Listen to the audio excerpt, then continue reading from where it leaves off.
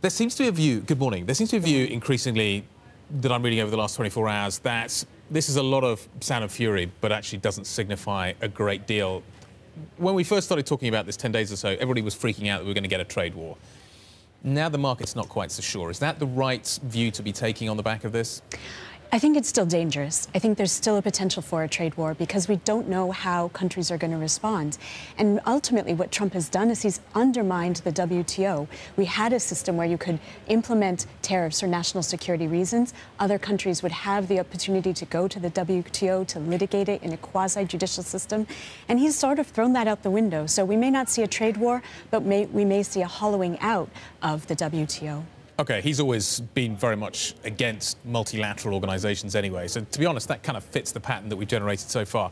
I've got this chart here. So this is steel imports into the United States. And the orange is Canada and the pink is Mexico. You add those two together and it's by far and away the largest chunk. Can I, like so much of what else I get out of Donald Trump, put this down to domestic politics? Absolutely. This is all about politics for him. As you say, Canada and Mexico are the two largest importers of steel to the United States. So by exempting them, he's undercut his own argument that this is about national security. This is really about China. It's about domestic politics. It's about having that photo op with the steel workers next to him. It's not about economics. You're right.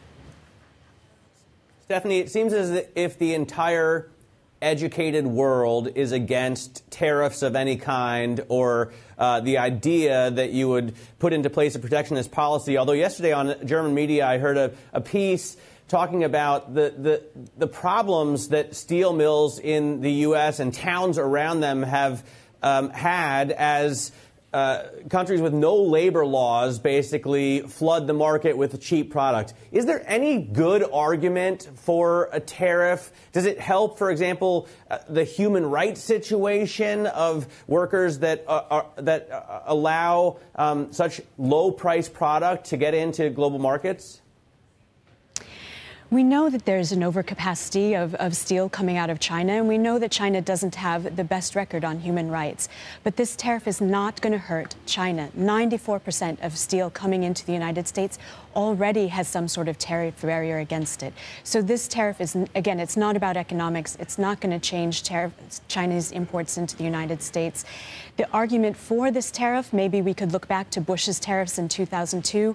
We did see a temporary increase in employment in the steel industry. As studies suggest, it created about 3,500 new jobs, but at a cost of $4,100 for each job.